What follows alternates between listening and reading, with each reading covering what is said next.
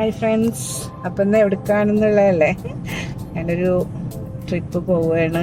കൂടെ ഉള്ളത് എൻ്റെ ഒരു ഫ്രണ്ടിൻ്റെ കൂടെയാണ്.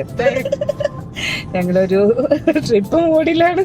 ഇതാ ആളിതാണ്, എൻ്റെ കൂടെ പോവും. ഞങ്ങളിതാ പോയിക്കൊണ്ടിരിക്കുകയാണ്. കുണ്ടും കുഴിയൊക്കെയാണ്, പിന്നെ വരെ ക്യാമറ. അപ്പോൾ എവിടേക്കാണ് പോകണമെന്നുള്ളതൊക്കെ അടുത്തായിട്ട് കാണിച്ചു തരാം കേട്ടോ.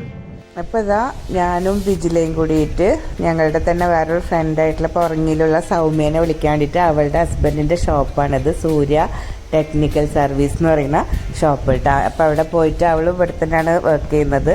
അപ്പോൾ അവിടെ നിന്ന് അവളേനെയും കൂട്ടിയിട്ട് ഞങ്ങൾ 3 പേരും കൂടിയിട്ടാണ് പിന്നെ അവിടെ നിന്ന് പോയത് കേട്ടോ. ഞങ്ങൾ പരിചയപ്പെട്ടത് എങ്ങനെയാണെന്ന് വെച്ചാൽ മക്കൾ പഠിക്കുന്ന സ്കൂളിലത്തെ PTA എക്സിക്യൂട്ടീവിൽ ഉണ്ടായിരുന്നവരാണ് കേട്ടോ. അപ്പോൾ ഇപ്പം മോൾ അവിടെ ഇല്ല, ഞങ്ങൾ മറ്റേ സൗമ്യയും PTA-യിലില്ല. അപ്പോൾ ഞങ്ങൾ പക്ഷേ അന്നത്തെ ആ ഒരു സൗഹൃദം ഇപ്പോഴും നിലനിൽക്കുന്നുണ്ട്. അപ്പോൾ ഞങ്ങളിനി എവിടേക്കാണ് പോകുന്നത് എന്ന് വെച്ച് കഴിഞ്ഞാൽ കാഞ്ഞിരമുക്കിലുള്ള ആളം ദ്വീപ് എന്നൊക്കെ പറയില്ലേ, ആ ഭാഗത്താണ് ആദ്യം പോയത് കേട്ടോ. അപ്പം ആളം പാലം വന്നിട്ട് അവിടെ എന്താ പറയുക, നല്ല കുറേ ആയിട്ട് അങ്ങനെ ആക്കിയിട്ടുണ്ട്. പക്ഷേ ഞാനിതുവരെ ഫാമിലി ആയിട്ടൊന്നും പോയിട്ടില്ല. ഷോപ്പിൽ നിന്ന് ഞങ്ങൾ ഈ ഭാഗത്തൊക്കെ മാർക്കറ്റിങ്ങിൻ്റെ ഭാഗമായിട്ടൊക്കെ വന്നിട്ടുണ്ട്. പക്ഷെ ഇങ്ങനെ ഇറങ്ങി അങ്ങനെ നമുക്ക് കാഴ്ചകൾ കാണണമെന്ന് അപ്പോൾ ഡ്യൂട്ടിക്കിടയിൽ പറ്റില്ലല്ലോ. അപ്പോൾ ഇന്നിപ്പോൾ ഇവരുടെ കൂടെ കൂടിയപ്പോൾ ഇവിടെ ഒന്ന് പോവാമെന്ന് പറഞ്ഞിട്ട് അങ്ങനെ പ്ലാനാക്കി അവിടെ ഇറങ്ങി.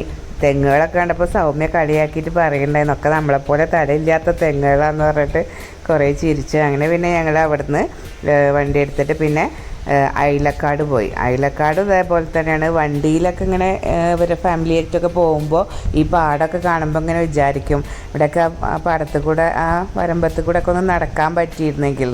അപ്പോൾ ആ ആഗ്രഹം ഒന്ന് സാധിപ്പിച്ച് ഈ പച്ചപ്പ് നിറഞ്ഞ ആ ഒരു എന്താ പറയുക പാടത്തിൻ്റെ വരമ്പിലൂടെ ഒന്നിങ്ങനെ വീഡിയോ ഒക്കെ എടുത്ത് നടക്കുക എന്നുള്ളത് ഭയങ്കര കൊതിയായിരുന്നു കേട്ടോ. അപ്പോൾ ഫാമിലി ആയിട്ടൊന്ന് വന്നിട്ട് ഇങ്ങോട്ടൊന്നും ഇറങ്ങിയിട്ടുണ്ടായിരുന്നില്ല. കായലോരത്ത് വന്ന് ഭക്ഷണം കഴിച്ച് തിരിച്ചു പോകുക എന്നല്ലാതെ.